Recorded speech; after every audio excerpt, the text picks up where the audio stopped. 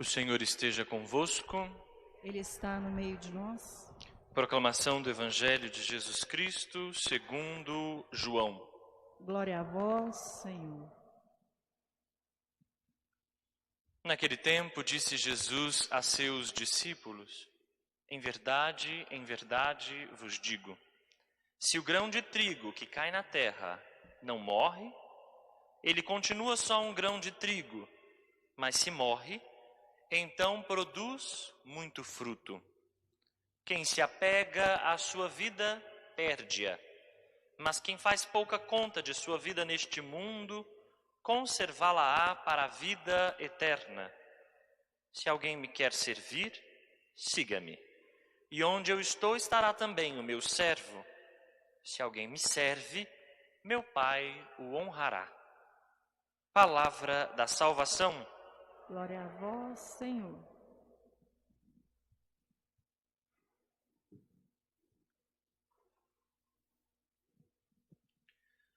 Caríssimos irmãos, caríssimas irmãs, também você que nos acompanha pelas redes sociais, esse evangelho que nós acabamos de ouvir se encontra numa sucessão de fatos.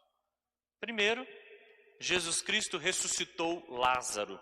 Todos nós conhecemos isso de longe. Jesus chama Lázaro para fora. Depois, Jesus é ungido nos pés por Maria, irmã de Marta. E essa unção é um sinal profético de que Jesus vai dar a sua vida. Em seguida, Jesus entra em Jerusalém montado num jumentinho, para dizer que ele é o Messias da paz, aquele que traz a paz, um homem da paz. Mas a sua morte, aqui no capítulo 12 de João, já está prenunciada. E esse é o evangelho que nós acabamos de escutar, quando Jesus mesmo diz o que ele entende, ou como ele está compreendendo que a sua morte vai se dar. Porque Jesus não é tolo. Jesus é, aliás, muito esperto e consegue ler o tempo, consegue ler as circunstâncias e perceber que há um movimento para apanhá-lo e assassiná-lo. Como é que Jesus compreende isso? Jesus compreende que ninguém arranca a sua vida. Ninguém é capaz de tomar a sua vida, ele mesmo a entrega. Então a morte de Jesus é vivida por ele mesmo, não como um assassinato, mas como uma entrega. Uma entrega total. Jesus passou a sua vida entregando-se em favor do irmão. Com suas palavras, com seus gestos, Jesus deu de si mesmo, deu da sua própria vida. E agora, diante de sua morte, ele vai entregar definitivamente a sua vida em favor de todos nós. E é por isso que Jesus diz: se o grão de trigo caindo na terra não morre, ele não dá frutos. Muitas vezes a gente pensa essa morte aqui, não morre, como se fosse só a morte final, aquele último momento quando tudo cessar. Não.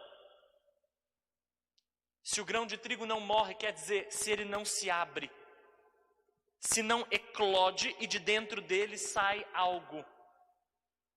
A nossa vida deve ser assim, como o grão de trigo que se quebra e dá frutos. Floresce e frutifica.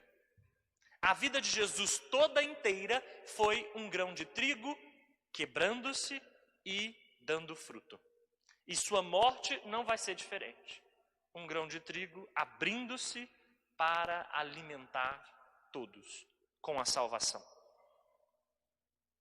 E o grão de trigo, a gente sabe, que serve para fazer o pão. Jesus Cristo é o pão que nos alimenta. Sua vida é o pão que nos alimenta. Sua palavra é o pão que nos sustenta. Sua morte e ressurreição são o pão de que a gente vem se alimentar em toda celebração. esse grão de trigo quebrou-se. Dele floresceu algo, ele frutificou, deu frutos e nós nos alimentamos desses frutos até hoje. E Jesus continua para ainda significar essa parábola, digamos assim, do grão de trigo. Ele dirá: se alguém guarda a vida para si, perde-a. Mas aquele que faz pouca conta da sua vida neste mundo, esse conserva a sua vida para a vida eterna. Muito cuidado. Porque a gente acha que a gente tem que desprezar a nossa vida, que essa vida não é dom, que tudo isso que a gente vive não faz sentido. Não é isso que Jesus está dizendo.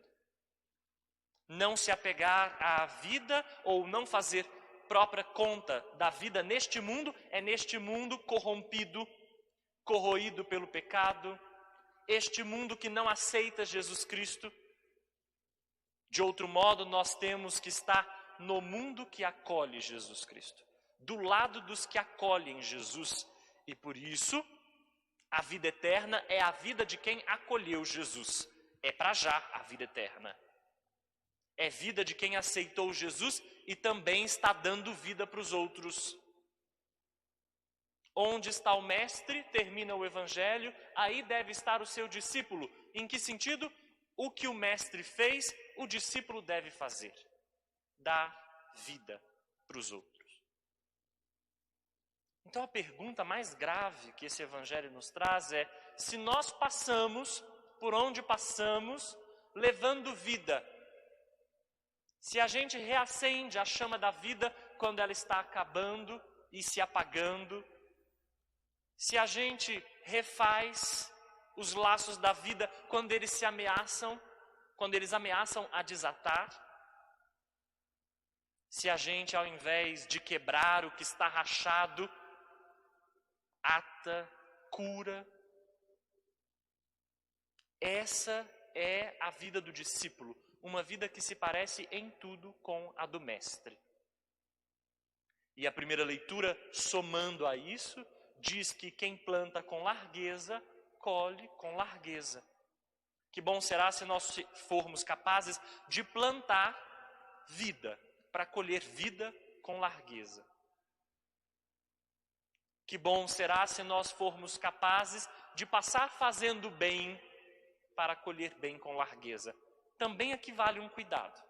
Quem planta só para colher, quem faz o bem só para receber o bem, na verdade não faz o bem. Quem faz o bem pensando só em receber, na verdade está sendo egoísta do mesmo jeito.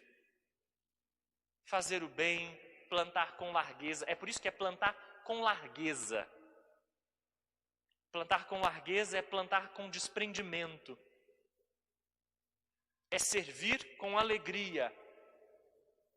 Não como obrigação ou não para conseguir algo depois.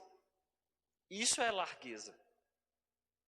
E quem planta com largueza, aí sim colhe com largueza. O Salmo ainda responde a essa primeira leitura dizendo-nos que feliz é o homem caridoso e prestativo, convidando-nos a plantar isso, caridade em favor dos outros, prestatividade. Outra coisa não é o diácono. Diaconia significa serviço. Diácono é aquele que serve. Nós celebramos hoje São Lourenço, que foi diácono e mártir da igreja. O diácono é aquele que prega a palavra, proclama e prega a palavra, é aquele que ajuda a servir à mesa do altar, mas o papel fundamental do diácono é estar próximo do pobre. É servir o pobre, a viúva e o órfão. É servir aos pequeninos do reino. Esse é o papel do diácono. São Lourenço entendeu isso profundamente. Quando certa vez uma autoridade pediu que ele levasse os tesouros da igreja, que ele entregasse todos os tesouros da igreja para ele, São Lourenço atendeu. reuniu os coxos, os pobres, os famintos, os nus e levou para a autoridade. Está aqui o tesouro da igreja. Porque compreendia que o tesouro não era riqueza alguma, mas o tesouro era o irmão e o irmão mais sofrido. São Lourenço enfrentou um martírio crudelíssimo. Ele foi colocado numa grelha, foi assado vivo. E quando já estava assado de um lado, ele disse: pode me virar, porque este lado já está bem assado. Mesmo em meio à morte, em meio à crueldade de seu martírio, conservou a firmeza da fé e não negou Jesus Cristo e nem renunciou à sua fé. Eu disse que na nossa paróquia, no nosso santuário, nós temos 3 diáconos. Eu penso que todos vocês devem conhecê-los, mas eu errei. Nós não temos 3 diáconos, nós temos 7, porque os padres também são diáconos e não deixam de ser diáconos nunca. Os bispos também não deixam de ser diáconos nunca. Mas nós temos 3 diáconos permanentes: Donizete, Miron e Lucindo. Nós queremos rezar a Deus para que eles sejam servidores, mas não nos esqueçamos que essa é a tarefa de todo cristão e de toda cristã: servir. Uma tarefa que deve ser desempenhada com alegria, porque ela mesma é o sentido da vida. Amém.